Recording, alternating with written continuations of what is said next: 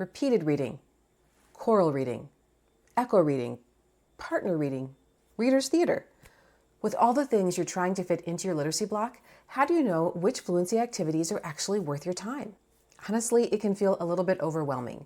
So today I want to simplify it.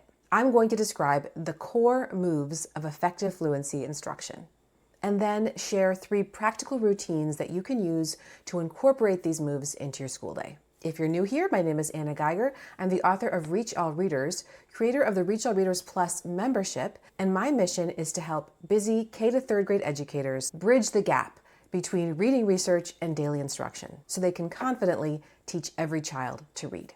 Across fluency instruction, you'll often see a combination of these 4 core moves: modeled reading, echo reading, choral reading, and partner reading. Modeled reading is when you read the text aloud while students follow. They hear what fluent reading sounds like, the pacing, the phrasing, the expression, before they try it themselves. Echo reading often follows that modeled reading. With echo reading, students have a copy of the same text that you have, and they're following along as you read, and then they read after you, the same text that you read. So you don't want to make the reading so short that they can simply recite what you said from memory.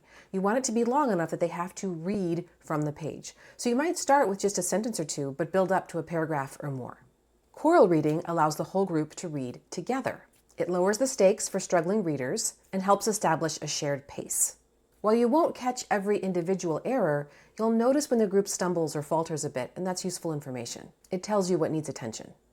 Partner reading is when you pair students by words correct per minute. So what you might want to do is take your Acadience or Dibbles Orff score, look at that, order your students by their words correct per minute. So number 1 might be the slowest reader, and if you had 30 students, 30 would be the fastest. You divide that group in 2, and then you would pair students. So number 1 would be with the top of the second half, 1 to 16, 2 to 17, and so on. So there's a difference, there's a stronger reader, but it's not a huge gap between the ability levels of the 2 students. Students take turns reading while one partner follows along, and they learn routines from their teacher in terms of what to do when students make a mistake. When structured well, partner reading increases engagement and allows students more opportunities to improve pacing, expression, and accuracy. We're about to look at 3 routines that bring these moves together in practical ways. But before we do that, we need to talk a little bit about this idea of repeated reading. Repeated reading simply means that students read the same text multiple times, either to a certain number of times or to a certain criterion. So for example, you might want them to read it 3 or 4 times, or you might want them to read it until they get a certain level of accuracy with the text. We know from research that repeated reading improves fluency. In fact, it's often called the gold standard for fluency intervention. And this is important to note. Repeated reading doesn't just improve fluency on that particular text, there's a transfer effect to other texts as well.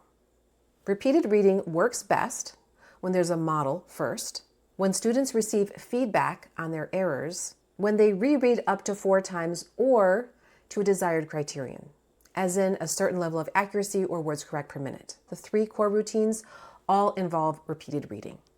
You may be most familiar with reader's theater. So reader's theater has been around a long time. It's the idea that students read a script and do the acting with their voice, and they practice the script multiple times to improve their fluency. A simple structure might look like this. You read the text aloud and students follow along to hear how it should sound. Then you move into echo or choral reading, depending on the text. After that, students practice their assigned roles while you circulate around the classroom.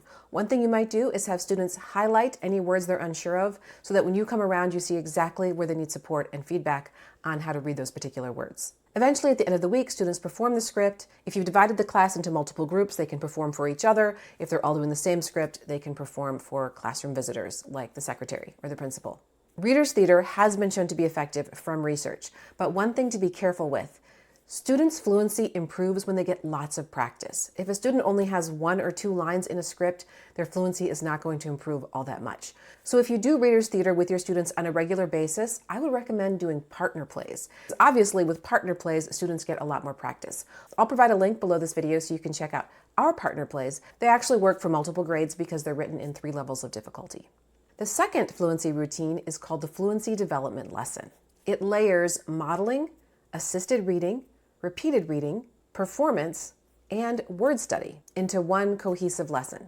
So here's the general flow. Students begin by rereading a text from a previous lesson for accuracy and fluency. Then you introduce a short new text, maybe 50 to 200 words. You read it aloud 2 or 3 times while students follow along. You briefly discuss the content and how it was read. Then the class reads the text chorally several times.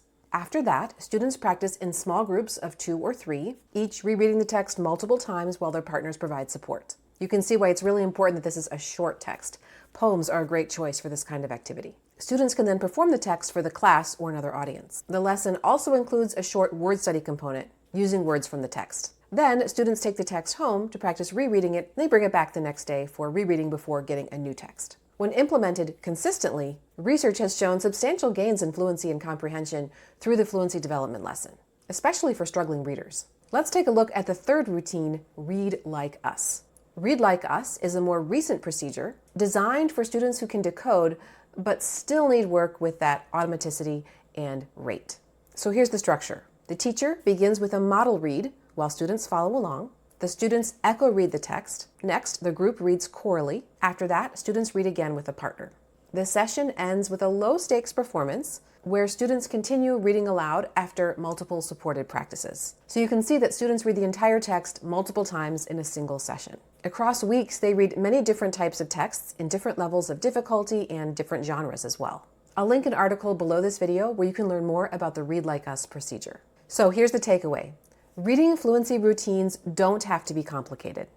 Whether you choose Reader's Theater, the Fluency Development Lesson, Read Like Us, or some kind of combination, the important thing is to be intentional and consistent. The real question you need to ask is, are students getting meaningful oral reading practice? Are they rereading enough to build accuracy and automaticity?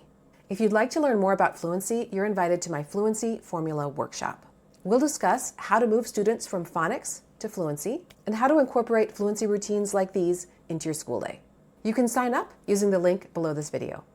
Thanks so much for watching, and I'll see you next time.